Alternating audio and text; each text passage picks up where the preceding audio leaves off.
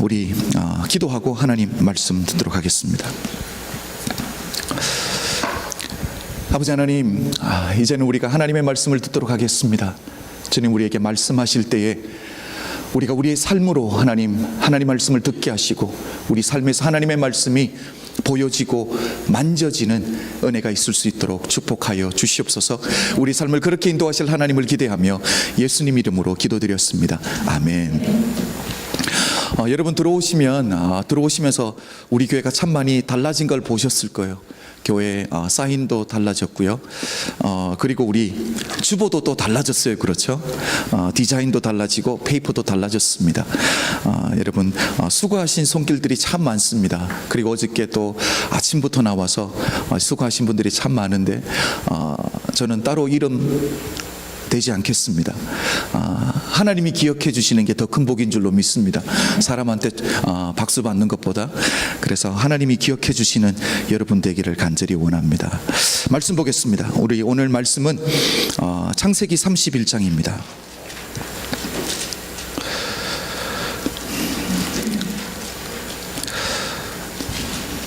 올해 끝나기 전에 야곱의 이야기를 끝내려고 했는데 힘들 것 같습니다.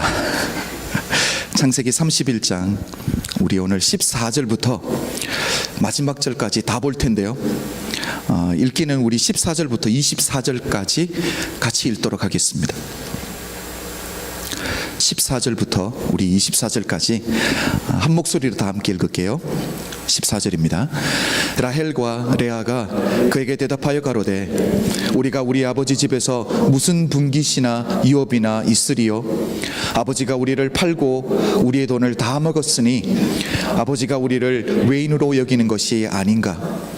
하나님이 우리 아버지께서 우리와 우리 자식의 것이니 이제 하나님이 당신에게 이르신 일을 다 준행하라. 야곱이 일어나 자식들과 아내들을 약대들에게 태우고 그 얻은 바 모든 짐승과 모든 소유물 곧 그가 밧단 아람에서 얻은 짐승을 이끌고 가나안 땅에 있는 그 아비 이삭에게로 가려 할세. 때에 라반이 양털을 깎으러 갔으므로 라헬은 그 아비의 드라빔을 도적질하고 야곱은 그 거취를 아람 사람 라반에게 고하지 않고 가만히 떠났더라. 그가 그 모든 소유를 이끌고 강을 건너 길르앗산을 향하여 도망한 지 3일 만에 야곱의 도망한 것이 라반에게 들린지라. 라반이 그 형제를 거느리고 7일 길을 쫓아가 길르앗산에서 그에게 미쳤더니 밤에 하나님의 라반에게 현몽하여 가르사대 너는 삼가 야곱에게 선악간 말하지 말라 하셨더라. 아멘. 지난주 말씀과 계속 연결되는 말씀입니다. 그렇죠? 라반과 그리고 이 야곱 조카 간의 사이에서 문제가 일어났습니다. 두 사람 다 내가 조카 때문에 복을 누리게 됐고 내가 삼촌 때문에 복을 누리게 되었다. 그래서 내가 빚진 자로서 내가 평생에 살아드리는 동안에 빚 갚는 자가 돼야지 라는 생각이 아니라 서로가 어떤 생각이 있었습니까? 상대방이 나 때문에 혜택을 보았다라고 생각을 하는 거예요. 그런데 그 선을 넘어섰습니다. 그렇죠? 삼촌 라반 쪽에서는 어떻게 생각합니까? 야곱이 내 재산을 도적질해서 이렇게 부자가 되었다라고 생각하고요. 야곱은 어떻게 생각합니까? 야곱은 삼촌이 자기가 약속한 품삯을 10번이나 변경해서 삼촌이 나를 속였다라는 거죠. 그런데 이 야곱이 이 삼촌의 라반의 부정직함, 거짓됨과 삼촌의 이 야비함을 누구에게 이야기해 줬습니까? 자기 와이프들인 라헬과 레아예요. 그렇죠? 그러니까 라헬과 레아에게 자기 아버지의 잘못된 점, 부정직함을 이야기해 주고 있다라는 거죠.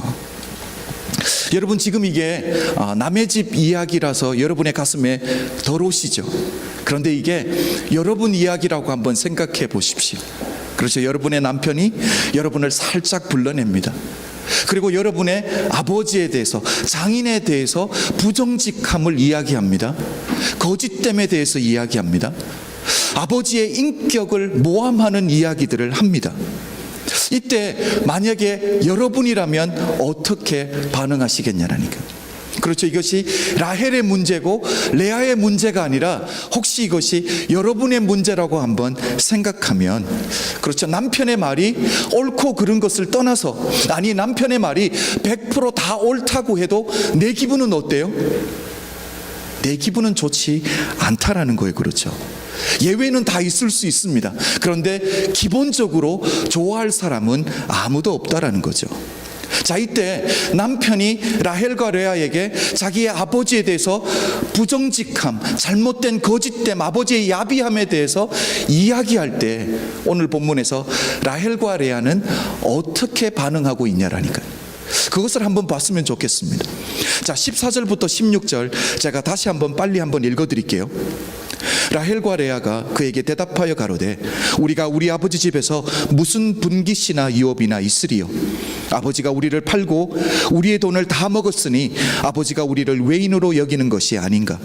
하나님이 우리 아버지에게 취하신 재물은 우리와 우리 자식의 것이니 이제 하나님이 당신에게 이르신 일을 다 준행하라.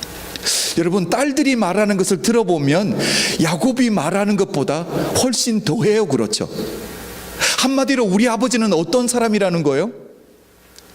돈이라면 환장한 사람이라는 거예요. 그렇죠. 여러분 한번 보십시오. 야곱 때문에 부자가 된 것을 아는 거예요. 그래서 어떻게 해서든지 야곱을 붙들어 두기 위해서 딸들을 희생해서라도 아버지는 부자 되기를 원했던 사람이라는 거죠. 이게 다가 아니에요. 딸들이 볼 때 아버지는 어떻습니까? 자기에게 있는 재산을 딸들에게 유산으로 넘겨줄 사람이라는 거예요? 아니라는 거예요? 그렇죠. 자기들이 볼 때는 아버지는 자기들에게 유산을 전혀 넘겨줄 것 같지 않다라는 거죠. 여러분, 라헬과 레아는 남편의 입장, 야곱의 입장에 서서 이야기하는 그 이상으로 이야기하고 있는 거예요. 뭐라고 말하고 있습니까? 아버지에 대해서 그 부정직함을 동의하고 있다는 거죠. 아니, 더 크게 이야기하고 있는 거예요. 딸들은 일반적으로 이렇지 않거든요. 그렇죠. 딸들은 어떻습니까? 자기 부모님이 아무리 부족하고 내세울 게 없어도 남편이 처갓집 이야기를 하면, 아버지의 험담을 하면 좋아할 와이프는 아무도 없거든요. 바이스 버사로 똑같습니다. 남편들도 마찬가지죠. 그런데 라헬과 레아는 이렇게까지 아버지에 대해서 잘못된 이야기를 한다라는 것을 보면 우리가 이미 대충 추측할 수 있는 것은 뭐예요? 이미 딸들과 아버지의 관계가 오래전부터 좋지 않았다라는 것을 우리가 어느 정도 추측해 볼 수 있다라는 거죠. 여러분, 딸들이 아버지에 대해서 이렇게 부정적으로 말하는 것을 볼 때 저는 마음이 참 많이 아팠습니다.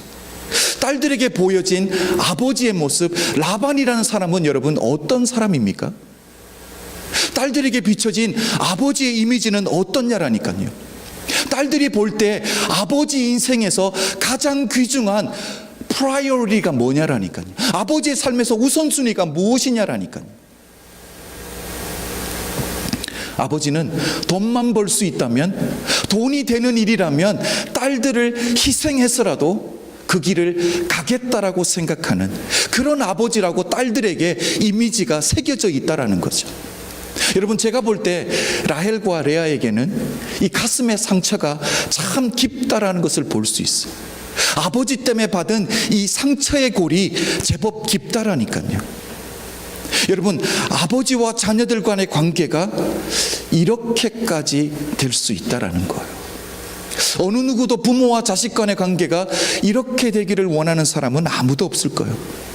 제가 가끔 말씀드리는 거지만 성경에서는 굳이 안 밝혀도 되는 것, 아니 안 밝히면 더 좋을 법한 이야기들을 아주 디테일하게 상세하게 고발하듯이 우리에게 이야기해 주는 부분들이 참 많이 있습니다.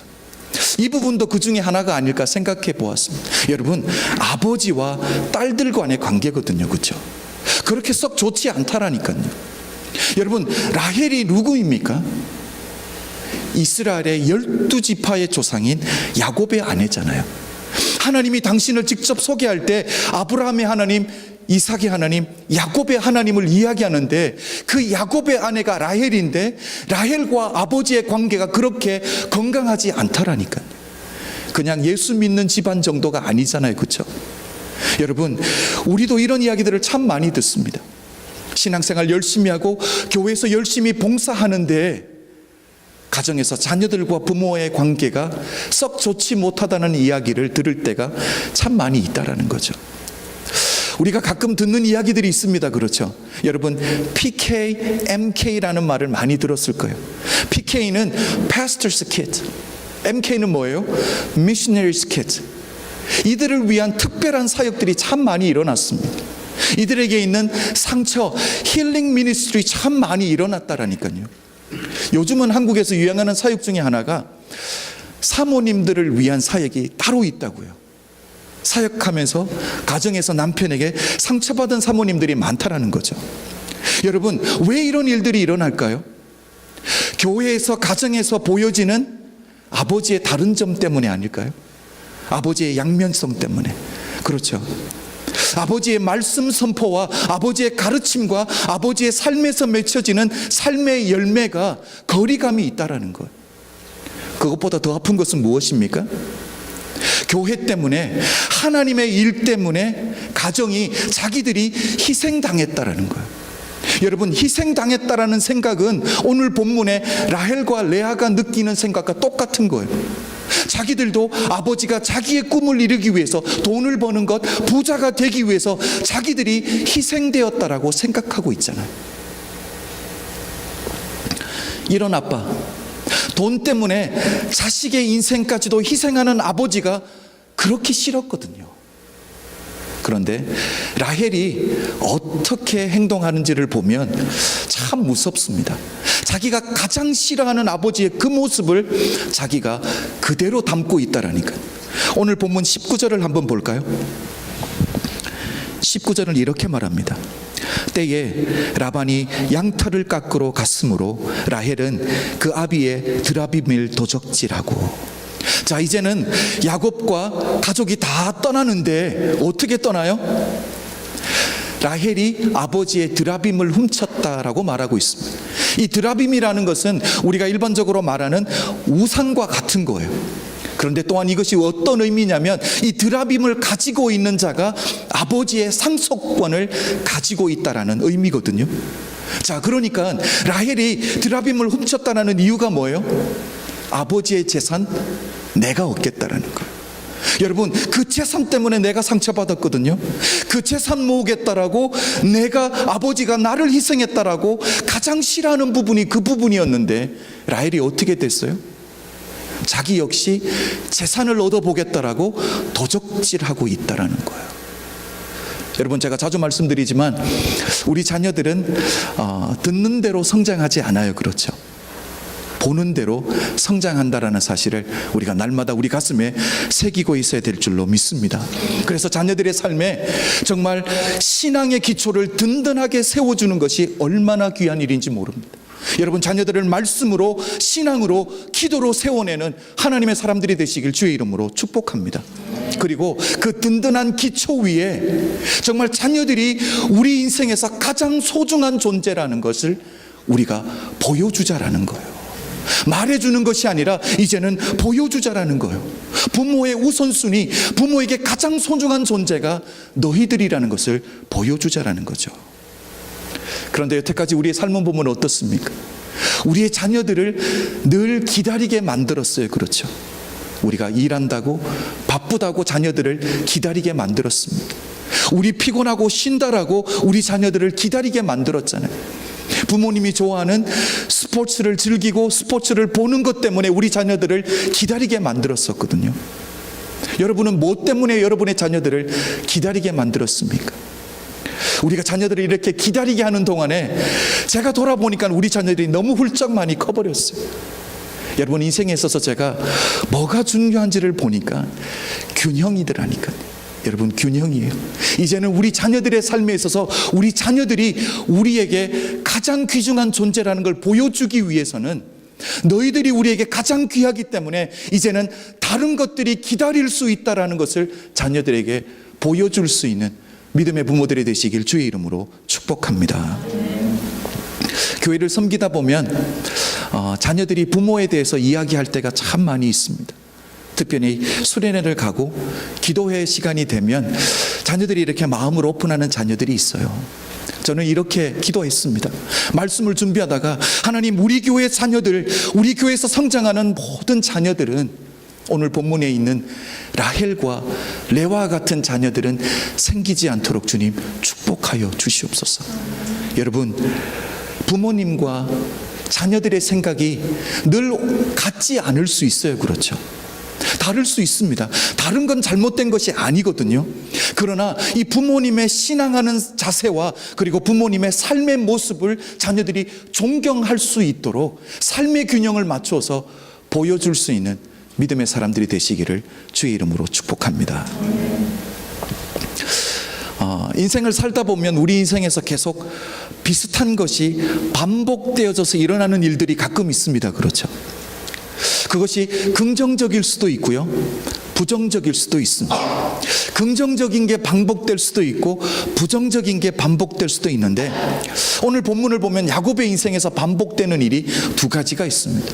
하나는 역시 긍정적인 거고요, 또 다른 하나는 부정적인 거예요. 자, 먼저 저는 부정적인 것을 여러분과 함께 보기를 원합니다. 20절과 21절을 한번 볼까요? 이렇게 말합니다. 그가 그 모든 소유를 이끌고 강을 건너 길르앗산을 향하여, 20절이죠. 참 죄송합니다. 20절. 야곱은 그 거취를 아람 사람 라반에게 고하지 않고 가만히 떠났더라. 그가 그 모든 소유를 이끌고 강을 건너 길르앗산을 향하여 도망한지. 여러분, 야곱이 이제는 고향을 향해서 20년 만에 자기 가족과 자기가 모은 재산과 짐승떼를 다 모아서 돌아가고 있는 장면입니다. 그런데 떠날 때 문제가 무엇입니까? 야곱이 어떻게 떠나고 있어요? 우리 20절 중간에도 보았지만 라반에게 고하지 않고 가만히 떠났더라라고 말하고 있고요. 그리고 21절 마지막을 보면 길르앗산을 향하여 도망한지라고 말하고 있습니다. 여러분, 왠지 떠나는 과정이 아름답지 않다라는 거예요. 그렇죠? 삼촌에게 이야기해 주지 않고 도망가고 있다라는 거예요. 야곱에게는 자기만의 이유와 도망갈 수밖에 없는 변명거리가 분명히 있었을 거예요.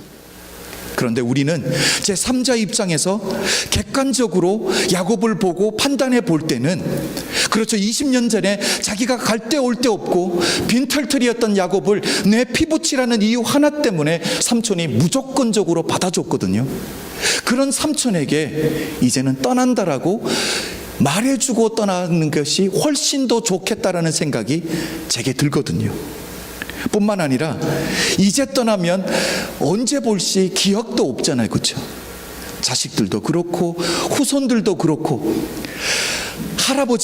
아버지가 자식들을 축복해서 보내줄 수 있는 기회도 충분히 줄 수 있는데 야곱은 그렇게 하지 않았다라니까요.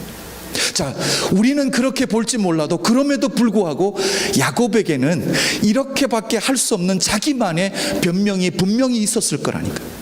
여러분, 우리가 추측해 볼 수 있는 야곱의 변명이 무엇일까요? 삼촌은 나를 순순히 보내줄 사람이 아니라는 거죠. 이유는 우리 앞에서 여러 번 보았지만 삼촌인 돈이라고 하면 미친 사람이라니까.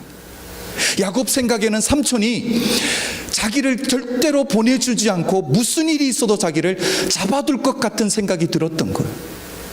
그래서 야곱 생각에는 어떻게 해서라도 삼촌을 도망가야 되겠다라고 결론을 내렸던 거죠. 그것이 유일한 방법이라고 생각했던 거예요. 그런데 말씀을 묵상하는 제 입장에서는 야곱에게 분명히 이유도 있고 변명도 있었을 텐데, 그렇잖아요. 야곱이 인생에 있어서 도망가는 것이 이번이 처음이 아니라니까요. 그렇죠. 야곱이 언제 처음으로 도망갔습니까? 20년 전을 한번 생각해 보십시오. 형인 에서에게 팥죽 한 근으로 장자권을 샀습니다. 아버지 속여서, 늙은 아버지 속여서 축복까지는 받았어요. 그런데 그 이유가 문제잖아요. 무엇입니까? 형이 나를 죽이겠다라고 결심한 것을 야곱이 듣게 됩니다. 그래서 살겠다라고 삼촌에게 20년 전에 도망왔거든요. 여러분, 지금 야곱의 인생에서 반복되고 있는 게 무엇입니까? 야곱은 도망가는 인생을 살고 있다라는 거죠. 20년 만에 고향으로 돌아가는데 다시 도망가듯이 가고 있다라니까요. 제가 20년 전과 오늘 본문에서 비춰지는 야곱의 모습을 한번 비교해 보니까 외형적인 모습은 참 많이 변했습니다. 그렇죠. 처가 4명이나 생겼어요. 그렇죠. 자식도 12명이나 생겼습니다. 아직 막내인 벤자민이 않았기 때문에 아들 11명 그리고 딸 디나 하나까지 자식도 12명입니다. 재산도 얼마나 많이 늘었습니까? 밖으로 보여지는 모습은 참 많이 변했는데, 그런데 제가 질문하고 싶은 것은 나의 내적인 부분은 어떠냐라니까요. 20년이 지났는데 야곱은 똑같은 사람이라니까요. 20년 전에 형과의 관계에서 실패하고 도망갔는데 오늘 본문을 보면 삼촌과의 관계에서 실패하고 역시 도망가고 있다라니까요. 여러분, 우리 인생에서 똑같은 비슷한 일들이 계속적으로 일어나는 일은 무엇 때문이겠습니까? 내가 똑같은 사람이기 때문에, 내가 변화받지 않았기 때문이라는 거예요. 내 신앙이 성숙하지 않아서 그렇다라는 거죠. 그런데 오늘 우리가 창세기 31장을 보면 하나님께서 야곱에게 신앙이 성숙할 수 있는 기회를 주셨다라는 거예요. 우리 3절을 한번 볼까요?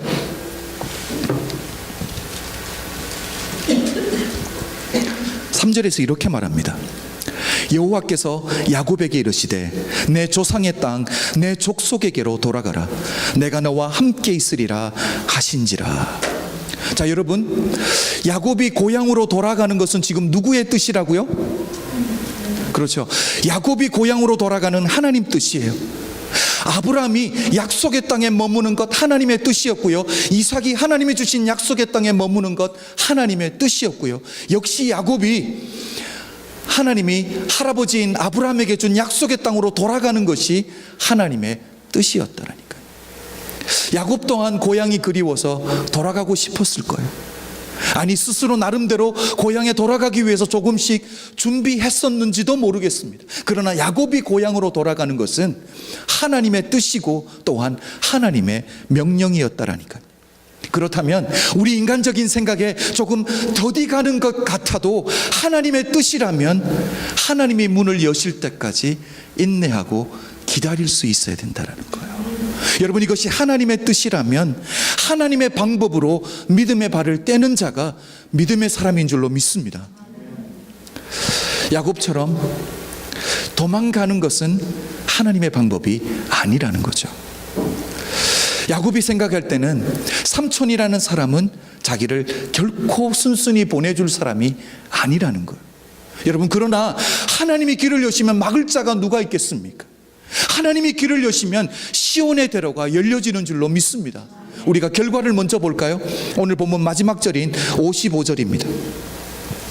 라반이 아무리 싫어해도 어쩔 수 없는 거예요. 라반이 아침에 일찍 일어나 손자들과 딸들에게 입맞추며 그들에게 축복하고 떠나 고향으로 돌아갔더라. 여러분, 야곱이 고향으로 돌아가는 것이 하나님의 뜻일 때에 야곱의 생각에는 불가능해 보이고 야곱의 생각에는 안 될 것 같은데 하나님이 되게 하는 은혜가 있다라는 사실을 기억하십시오. 여러분, 야곱은 삼촌을 정확하게 보기는 봤습니다. 29절을 한번 볼까요? 29절에서 이렇게 말합니다. 삼촌이 이렇게 말하죠. 너를 해할 만한 능력이 내 손에 있으나. 뭐라고 말하는 거예요? 라반이 7일 동안 쫓아왔는데 뭐 하기 위해서 쫓아왔다라는 거예요? 야곱을 해하기 위해서 쫓아왔다는 거예요. 도망가는 너를 잡으러 왔다라는 거예요. 그렇습니다. 야곱 생각에 삼촌이 나를 보내줄 사람이 아니라는 것 정확하게 봤는데, 그러나 현실을 정확하게 보는 것보다 더 중요한 것은 믿음의 사람은 하나님의 뜻을 붙드는 것인 줄로 믿습니다. 여러분, 하나님의 뜻이 무엇입니까? 야곱으로 하여금 축복받고 떠나가게 하는 것이 하나님의 뜻인데, 야곱이 하나님의 뜻을 기다리지 못하고 자기 생각대로 급하게 움직이니까 도망가는 인생을 살 수밖에 없었다는 거죠. 사랑하는 성도 여러분, 나를 향한 하나님의 뜻은 하나입니다. 바로 내 속사람이 변화되고 성숙해 되는 것인 줄로 믿습니다. 여러분, 우리 교회를 한번 보십시오. 눈에 보여지는 외적인 부분은 참 많이 변했습니다. 그렇죠? 오늘 하나님께 예배드리는 예배처소도 바뀌었습니다. 수적인 것만 봐도 우리 처음 개척할 때보다 하나님이 큰 축복을 해주셨어요. 우리 그리고 또한 금요일부터 계속 이사하다 보니까 재산도 참 많이 늘었던데요. 프로퍼티가 제법 많이 늘었어요. 그렇죠?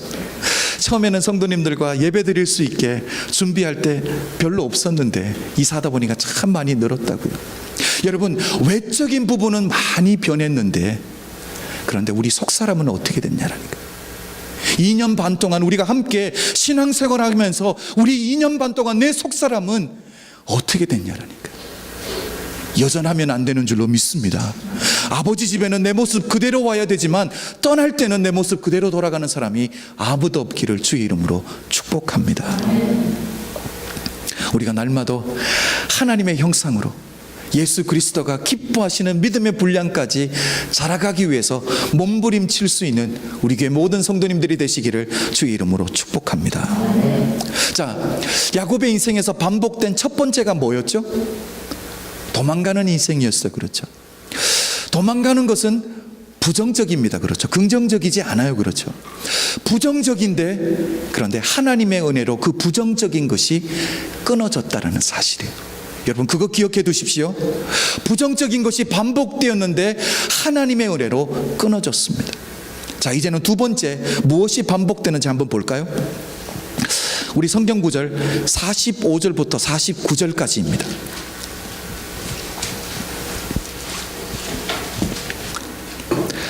45절부터 우리 49절까지 우리 다 한번 다시 한번 읽어보겠습니다. 45절입니다.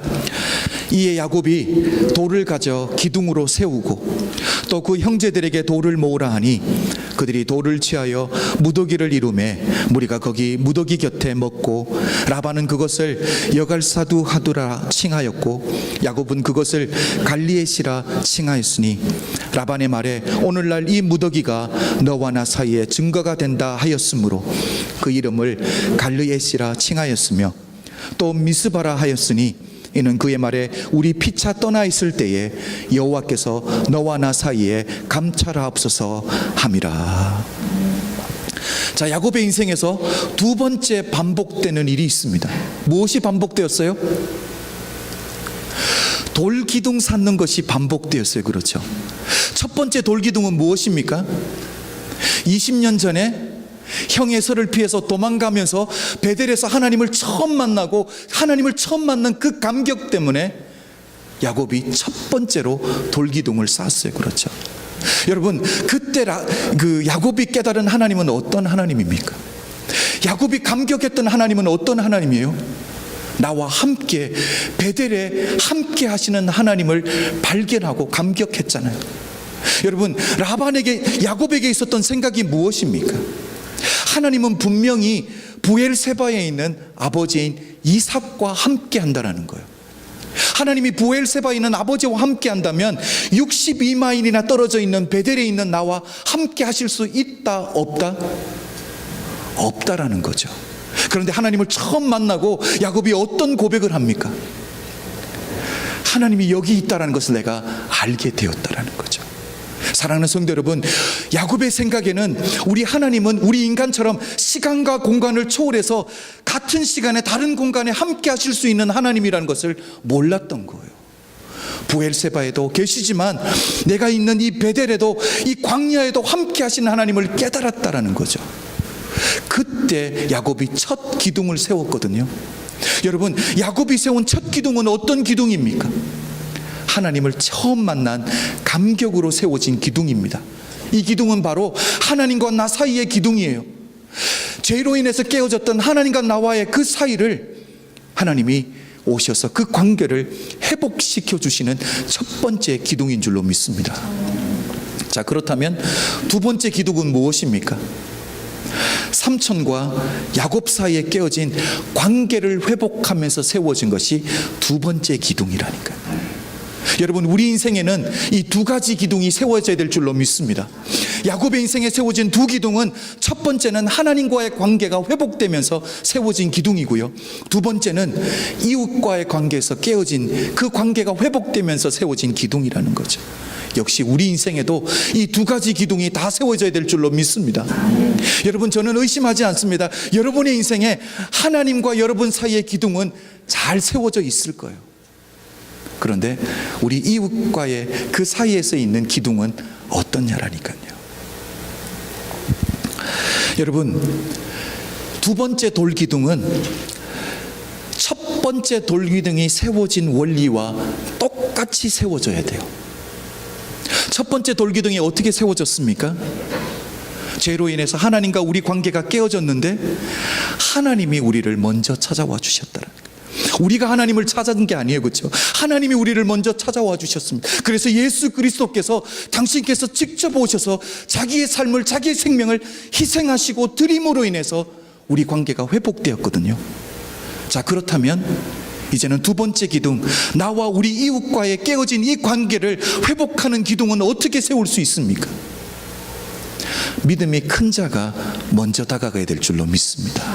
믿음의 큰 자가 하나 되기 위해서, 화해하기 위해서, 화목되기 위해서 스스로 희생하고 죽어질 때에 두 번째 기둥도 든든하게 세워질 줄로 믿습니다. 저는 우리 교회에 속한 모든 성도님들이 믿음이 큰 자가 되기를 원합니다. 여러분이 먼저 다가가십시오. 내가 먼저 다가가서 내가 희생하고 내가 낮아지고 내가 죽어지면 두 번째 기둥도 든든하게 세워진다라는 사실입니다. 중요한 것은 야곱의 인생에서 반복되는 이 두 가지 일, 첫 번째는 도망가는 일이었고요, 두 번째는 돌기둥을 세우는 거였어요. 첫 번째 도망가는 것은 부정적이었는데 하나님의 은혜로 그 부정적인 것이 끊어졌다라는 거고요, 두 번째는 긍정적인 거예요. 그렇죠? 돌기둥을 세우는 거예요. 관계의 기둥을 세워가는 거예요. 그런데 이 긍정적인 것은 또한 하나님의 은혜로 반복되었다라는 거예요. 여러분, 무슨 말인지 이해되셨어요? 우리 인생의 부정적인 것도 하나님의 은혜로 끊을 수 있고, 우리 인생에서 긍정적인 것을 반복하는 것 또한 하나님의 은혜로 반복할 수 있다라는 거예요. 그래서 우리 삶에서 가장 귀한 것은 하나님의 은혜인 줄로 믿습니다. 여러분, 이 세상에서 여러분이 소원하고 기대하는 것 무엇입니까? 가장 귀한 것이 바로 하나님의 은혜인 줄로 믿습니다. 그래서 저는 마지막으로 여러분들과 함께 우리의 신앙을 이 찬양으로 한번 고백해 봤으면 좋겠습니다. 하나님의 은혜라는 찬양인데요, 우리 찬양팀 준비할 동안 여러분 뒤에 있는 가사들을 한번 보십시오. 우리를 향한 하나님의 은혜가 참 크다라는 것, 우리가 입술의 고백이 아니라 우리 삶으로 하나님께 고백하는 시간을 가지겠습니다. 우리 다 일어나서 하나님 앞에 찬양 드리겠습니다. 아버지 하나님, 오늘 우리가 하나님의 은혜를 찬양했습니다. 그 하나님의 은혜가 우리의 삶을 인도해 오신 줄로 믿습니다. 아버지 하나님, 그 하나님의 은혜로 인해서 우리 삶에 반복되는 잘못되고 부정적이고 죄악된 것들이 다 끊어지는 은혜가 있게 하여 주시옵소서. 하나님, 우리 삶에 하나님이 기뻐하시는 것들은 하나님의 은혜로 계속적으로 반복되는 은혜가 있을 수 있도록 축복하여 주시옵소서. 하나님, 그래서 우리 사랑하는 성도님들이 날마다 우리 하나님의 기쁨 될 수 있는 하나님의 사람들이 다 될 수 있도록 우리 주님 축복하여 주시옵소서. 아버지 하나님, 이 시간 우리가 다시 한번 하나님 우리에게 허락하신 것들을 기쁨으로 하나님 앞에 올려드렸습니다. 하나님, 약속하신 대로 하나님 기쁨으로 드린 그 손들을 위해 하나님 흔들어 눌러 넘치게 주시는 하나님의 복을 받아 누리게 하시고, 아버지 기쁨으로 드린 것들을 통해서는 하나님 나라가 세워지고 복음이 전해지는 데 사용하여 주시옵소서.